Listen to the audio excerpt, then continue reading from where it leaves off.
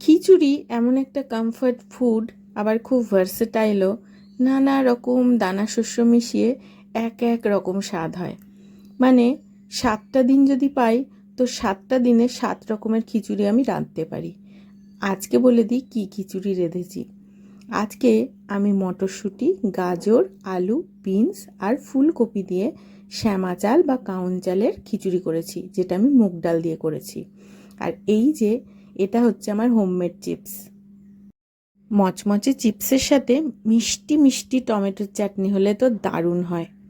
এবার চিপস চাটনি তো হয়ে গেল, সাথে আর কি কি দিলাম বলে দিই।